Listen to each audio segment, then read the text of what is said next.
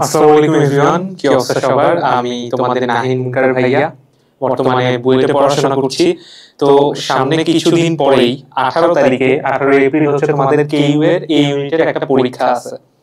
আচ্ছা, এই ইউনিট মানে হচ্ছে সায়েন্সের ইউনিট অ্যাকচুয়ালি, ঠিক আছে? সায়েন্সের ইউনিট।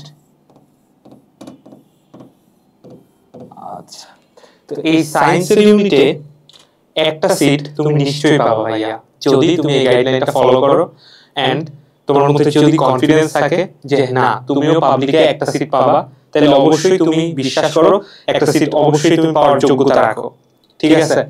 আচ্ছা, তো একটা সিট নিশ্চিত করার জন্য আমরা মানে কি কি করব সেটা আর কি একটু দেখি। হ্যাঁ, দেখো, ফার্স্ট অফ অল তোমরা কেইউ এর তোমাদের মানদণ্ডটা দেখছো কিনা। এখানে কিন্তু এমসিকিউ 60 মার্কস রয়েছে, দেন রিটেন হচ্ছে 40 মার্কস রয়েছে।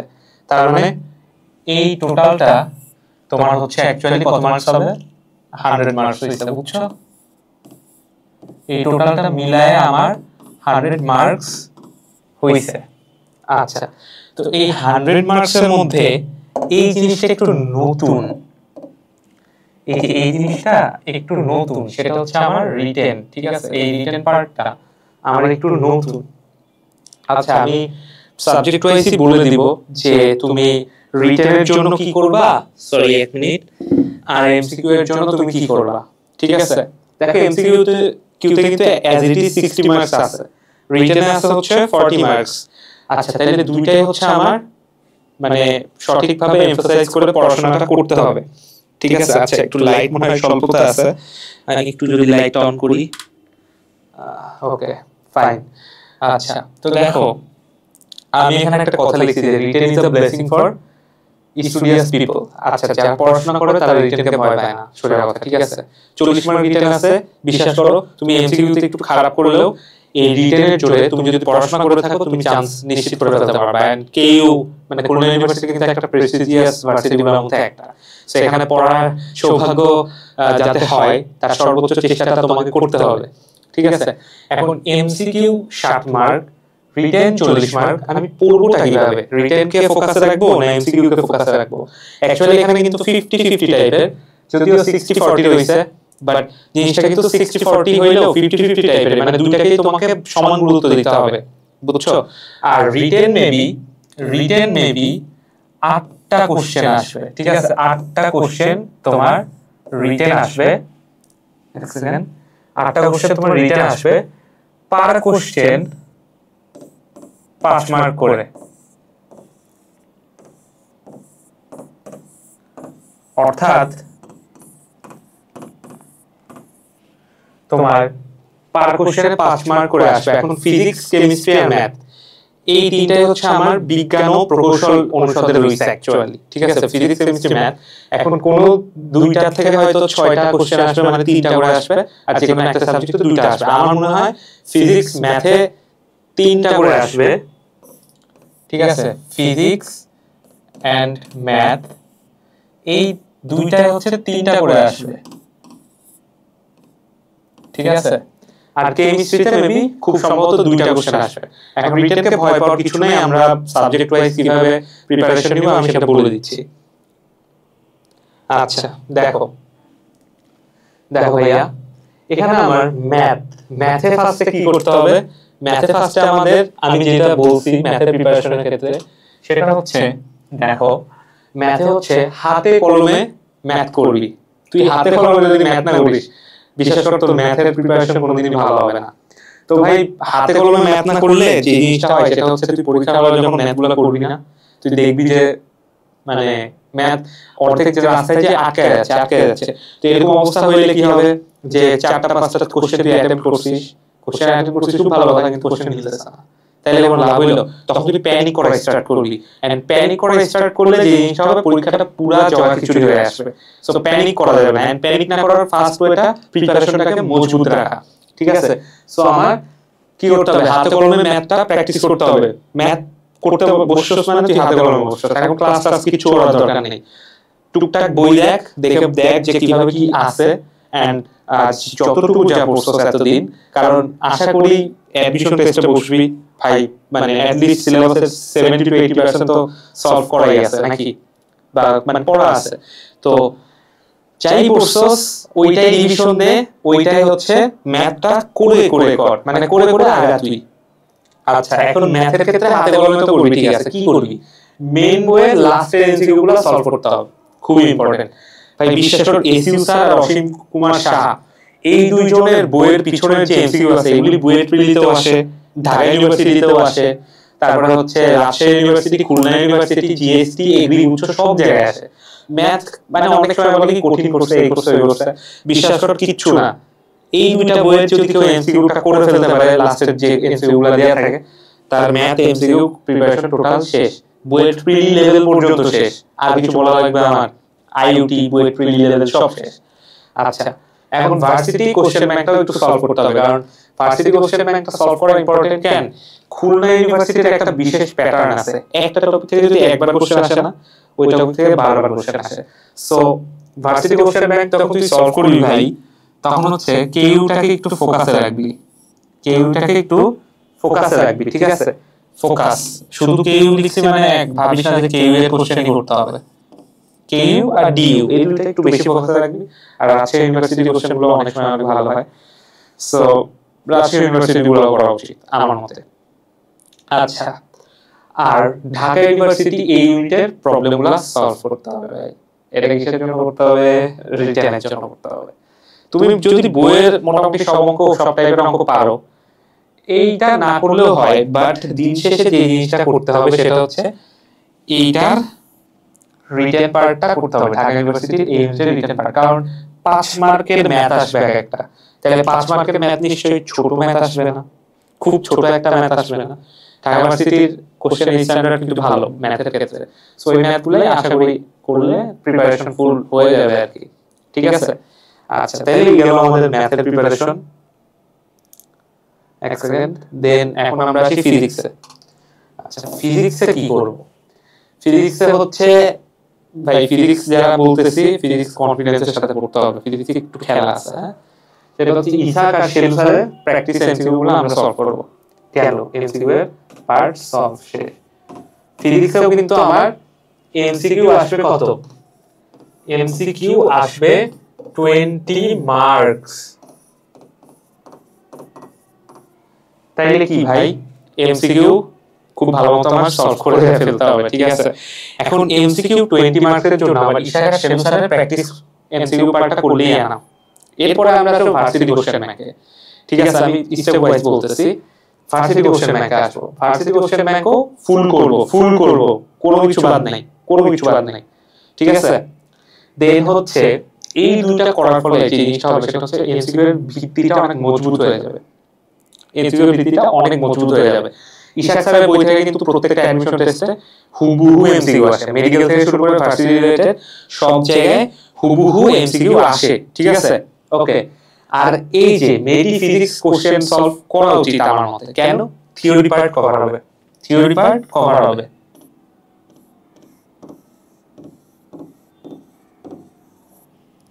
থিওরি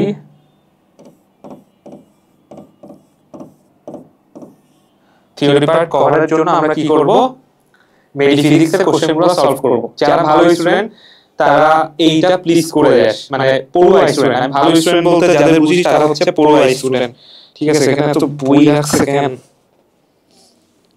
এক্সেলেন্ট, ওকে।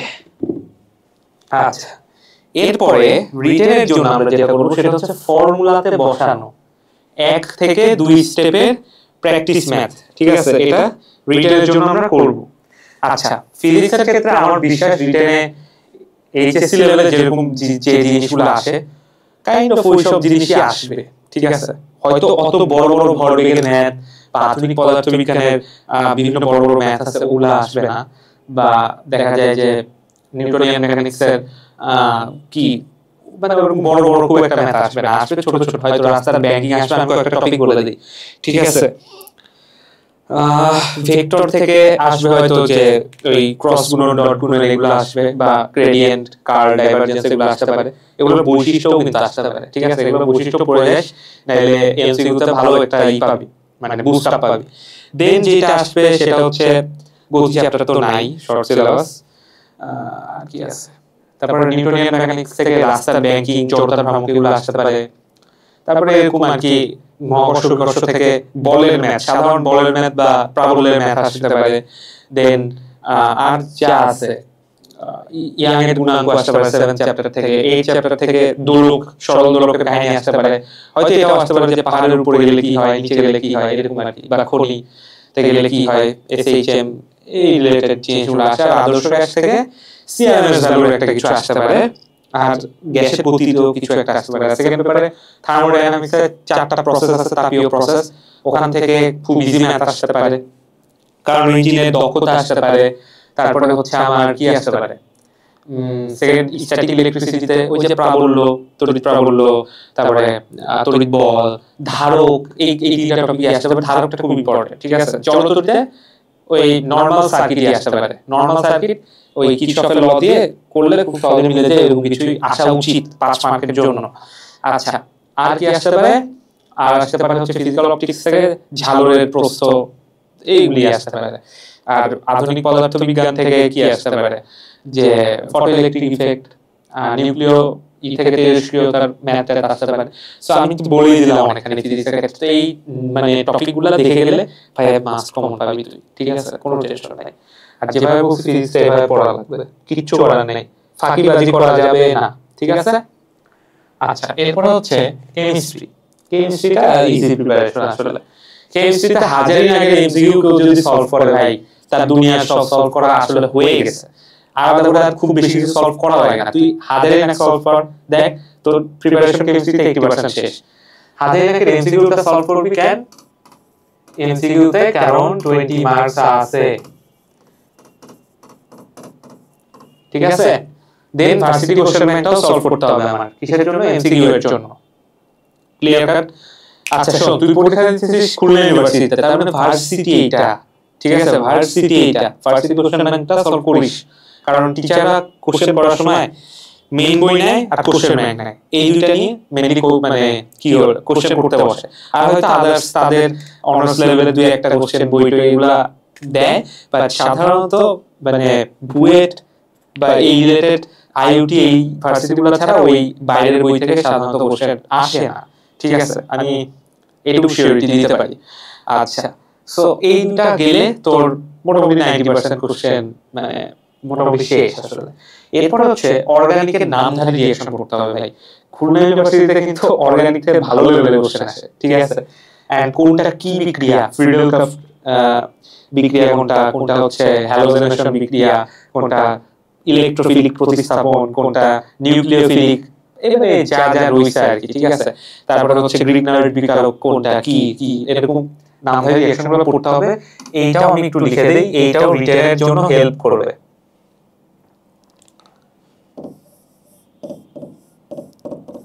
এইটাও আমার রিটেনের জন্য হেল্প করবে, ঠিক আছে, ওকে।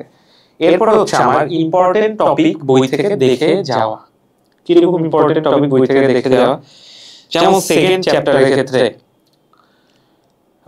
আলোক রশ্মির বর্ণালী, ওখান থেকে একটু দেখে যেতে পারিস। থার্ড চ্যাপ্টারের ক্ষেত্রে সংকরায়ন, কোনটার সংকরায়ন কি, কার আকৃতি কি রকম, জ্যামিতিক আকৃতিগুলা, sp3 হইলে কি হয়, চতুস্তলকীয় হয়। তারপরে sp2d হইলে কি হয়, ওই যে মানে কপার টেট্রাঅ্যামিন, টেট্রাঅ্যামিন কপার একটা যৌগ আছে না, আমার নামটা মনে আসছে না কেন, CuNH3 এইটার জ্যামিতি কি হয়, এটা জ্যামিতি কি হয়, সমতলীয় বর্গাকার হয় না? আচ্ছা, এটা না লিখি, সমতলীয় বর্গাকার হয়, তাই না? তো এই সব রিলেটেড জিনিসপত্রগুলা খুব ভালো মতো দেখে যেতে হবে। থার্ড চ্যাপ্টারে। আর ফোর্থ চ্যাপ্টারে কেপিএসসি এইটার হিসাব বা পিএইচ এর বিভিন্ন ম্যাথের হিসাব রয়েছে, বা গ্রিন কেমিস্ট্রির মানে 5টা বৈশিষ্ট্য চলে আসতে পারে রিটেনের জন্য। আচ্ছা, এই গেল আমার ফার্স্ট পার্ট। সেকেন্ড পার্টে তো আমার দেখা গেছে পরিবেশ রসায়ন থেকে সিএমএস ভ্যালু এটা আসতে পারে। তারপরে হচ্ছে বিভিন্ন অ্যাসিড বেস মানে লুইস খার, তারপরে হচ্ছে আমার ব্রনস্টেড লাউরি, লুইস খার বেস মানে খার অ্যাসিড, তারপরে ব্রনস্টেড লাউরি, আর্হেনিয়াস তত্ত্ব, এগুলো আসতে পারে। তারপরে অর্গানিক থেকে তো বললামই নামধারী বিক্রিয়া ওগুলো আসে। আর যে জিনিসটা আসে যে একটার থেকে আরেকটা মানে বানায় দিতে বলে আর কি, যে এটা থেকে এটা বানাও, এরকম কোশ্চেন আসতেই পারে ভাই, ইজি। ওকে, প্যারা নাই।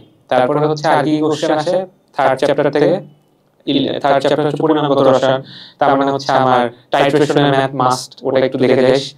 আর তড়িৎ রসায়ন থেকে IT = NEF, এই সূত্রের ম্যাথই আসবে, দেখিস এই সূত্রের ম্যাথই আসবে যদি আসে আর কি রিটেনে।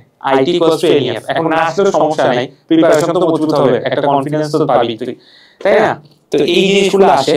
আর ফার্স্ট পেপারে আমি আরেকটা জিনিস বলে গেছি, ভিনেগারটা প্রস্তুতি মাস্ট পড়ে যাস। ভিনেগার প্রস্তুতি কিন্তু অনেক আসে, এটা বুয়েটেও আসছে অনেকবার। তো বুয়েট যেখানে ভিনেগার দিতে পারে সেই জায়গায় খুলনা এগুলো দিতে পারে না, খুলনা ইউনিভার্সিটি, রাজশাহী ইউনিভার্সিটি, তারপরে এখানে রিটেন আছে। তো আমার কেন জানি মনে হয় ভিনেগার রিলেটেড কোশ্চেন আসবে এইবার, ঠিক আছে? ওকে, তাইলে এই হচ্ছে আমাদের প্রিপারেশন। আর লাস্ট যে জিনিসটা সেটা হচ্ছে আমাদের ফলো করতে হবে, সেটা হচ্ছে মোটিভেটেড থাকতে হবে ভাই। Keep motivated, don't lose hope, don't lose hope. অনেক দূর তুমি ফাইট দিয়ে আসছো, খুব কাছাকাছি আসো একটা পাবলিকে একটা সিট মারার, ঠিক আছে? ওই সিটটা মেরে তারপরে তুই শান্ত হ। আপাতত নিজের সর্বোচ্চটা দিয়ে পড়াশোনা কর ভাই। মানে আমি এটা কি বলবো, যে একটা মানে ছেলে বা একটা মেয়ের এই বয়সে এসে ভাগ্য পরিবর্তনের সবচেয়ে বেস্ট ওয়েটা হচ্ছে পড়াশোনা। পড়াশোনা করো, যদি তুমি একটা ভালো জায়গায় সিট মানে আদায় করে নিতে পারো, বিশ্বাস করো তোমার যে এনভায়রনমেন্ট, তোমার পিছনের যে এফোর্ট গুলো রয়েছে বাবা মায়ের, সব মানে কেমন জানি মনে হচ্ছে মিলে যাচ্ছে একটা আরেকটার সাথে। মানে কি বলবো এটাকে, আহামরি কিছু বলবো না, বাট এই এই ফিলিংসটা আমি মনে করি যে যারা পড়াশোনা করছিস তোরা ডিজার্ভ করিস। এন্ড এই লাস্ট টাইমে এসে কোনো ভন্ডামি করিস না প্লিজ, একটু পড়াশোনা কর, বিশ্বাস রাখ তুই পাবি। বাংলাদেশে হাতে গোনা ভাই 6 থেকে 7,000 হচ্ছে মানে অ্যাকচুয়ালি পড়াশোনা, খুব ভালো পড়াশোনা করে অ্যাডমিশন টেস্টে আসে। তার মধ্যে মেডিকেল, বুয়েট, তারপরে ঢাকা ইউনিভার্সিটি, এগুলো 5-6 হাজার বাদ দে, মানে 10,000 ধর, তুই 10,000 ধর। এই 10,000 স্টুডেন্টের মধ্যেই ফাইটটা অ্যাকচুয়ালি হয়, ঠিক আছে? সো আমি যে খুব করে চাবো যে যারা এই ভিডিওটা দেখতেছস, প্লিজ তোর সর্বোচ্চটা দিয়ে মানে ট্রাই কর, এন্ড বাবা মায়ের মুখে একটা হাসি ফুটায় তোর, ঠিক আছে? আমি বিলিভ করি তুই এতদিন কষ্ট করছস, এই কষ্টের মূল্য তুই পাবি, ঠিক আছে? তুই পাবি। ওকে, আল্লাহ হাফেজ সাইল ভাইয়া, আজকে এই পর্যন্তই।